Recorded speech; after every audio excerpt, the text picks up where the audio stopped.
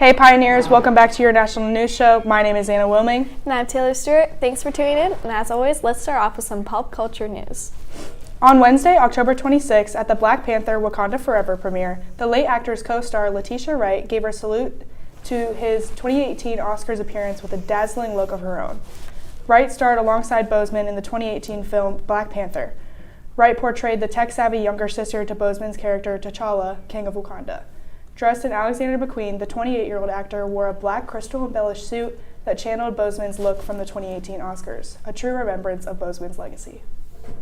Uncertainty swirls over the status of Donda Academy as an unaccredited private school run by the rapper Ye, formerly known as Kanye West, has faced a backlash, financial and otherwise, for his recent anthemic remarks. Donda Academy, named after Ye's late mother, Donda West, is an unaccredited Christian private school where the cost to attend is $15,000 a year. Parents must sign a non-disclosure agreement to register their children as students. According to the Academy's website, the school promises a faith-based education with a promotion of Christian values alongside a rigorous core curriculum that includes math, science, and language arts. The announcement follows several weeks of backlash against Ye for his anti-Semitic comments made on social media and the podcast Drink Champs. A long list of businesses have publicly cut ties with the rapper. Now to dive a little deeper, here is Jillian with more information about the controversies around former icon Ye West. Good morning, Pioneers. Recently, there's been a lot of controversy surrounding Kanye West. Let's take a look. Grammy Award-winning rapper and producer Kanye West has recently been involved in major controversy in the past month, largely because of his controversial social media posts, interviews, and fashion statements. The first large moment of dispute that came from Kanye this fall was when he promoted a White Lives Matter t-shirt at a private event held at Paris Fashion Week on October 3rd. The second dispute came 5 days later when Kanye took to Twitter and posted anti-Semitic comments stating, quote, "DEFCON 3 on Jewish people," end quote. The third dispute from Kanye came when he was invited on the popular podcast Drink Champs, and during the show he stated that the death of George Floyd wasn't the result of suffocation, but instead the result of a, quote, "fentanyl overdose," end quote. Since these events, Kanye has since apologized for his comments specifically to the black community, stating that, quote, "God had humbled him," end quote, and that he understands how it feels to, like, quote, "have a knee on my neck," end quote. Thanks, Pioneers. The family of George Floyd announced Tuesday that they will file a $250 million lawsuit against Ye, the rapper formerly known as Kanye West, following comments he had about Floyd's death on the podcast Drink Champs.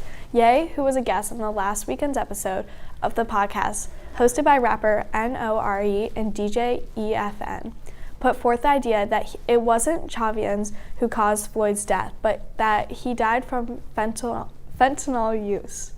The lawsuit will be filed by Roxy Washington, the mother of Gianna Floyd, George Floyd's only daughter and the sole beneficiary of his estate. Washington plans to sue Ye, his business partners, and associates for, quote, "harassment, misappropriation, defamation, and infliction of emotional distress," seeking $250 million in damages, end quote, according to a statement from Washington's attorneys. Lots of stuff about Ye this week, isn't there, Anna? Sure is, Taylor. Well, before we get into the national news portion of the show, let's throw it over to Andrew to give a tribute to late comedic actor Leslie Jordan. Hello, Pioneers. My name is Andrew Ingram, and we have some sad news. Recently, actor Leslie Jordan has passed away. Here's more. Leslie Jordan, the actor, comedian, and musician known for his roles in Will and Grace and American Horror Story, and for his uplifting pandemic Instagram videos, died after a car crash in Hollywood. By late Monday afternoon, the BMW had been replaced by bundles of lilies and a hit-and-written note on the lined paper. Quote, "Thank you for being a light in this world. You will be missed. Rest in peace," end quote. Several people visited the site to take photos and sadly stare at the makeshift memorial. That's all for today, Pioneers. Now back to the desk. Now let's get into some more national news. South Korea police admitted to errors Monday as South Korea searched for answers about how Halloween festivities in the country's capital turned into a deadly crush.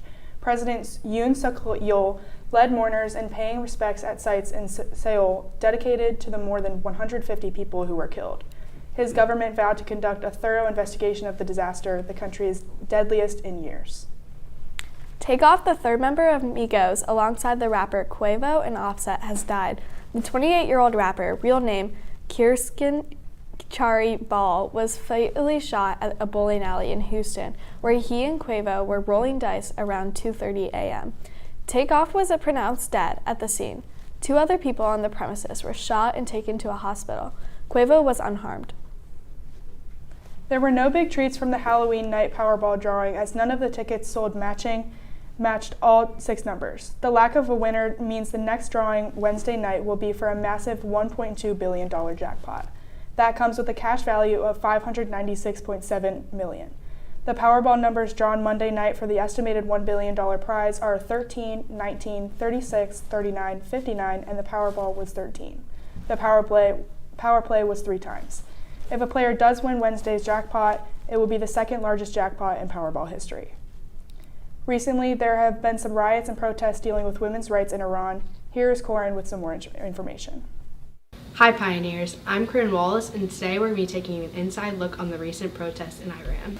The recent protests in Iran have been revolving around the death of a 22-year-old woman named Masha Amini on September 13, 2022. Allegedly, she was not wearing a hijab or headscarf, which is strictly against Iran's rules. Officers were said to have beaten her with a baton because of this. She was also said to have suffered from a heart attack at the time and was then seen to be in a coma. BBC.com states the first protest took place after Miss Amini's funeral in the western city of Saqqez, when women ripped off their headscarves in solidarity. Since then, the protests have swelled, with demands for more freedoms to an overthrow of the state, end quote. Men and many other people have been backing up these ideas as well. That's all we have for today on the protests in Iran. Now back to the news desk. The man alleged to have attacked Paul Pelosi, husband of House Speaker Nancy Pelosi, is expected in a San Francisco court on Tuesday for his arraignment. David DePape, 42, is facing a litany of state charges, including attempted murder and assault with a deadly weapon, San Francisco District Attorney Brooke Jenkins said Monday. These charges are in addition to the federal charges DePape faces, which include assault and attempted kidnapping. Well, that's all we have for you today, Pioneers. For The Juice, I'm Taylor Stewart. And I'm Anna Wilming. Thanks for tuning in, and we'll see you next week.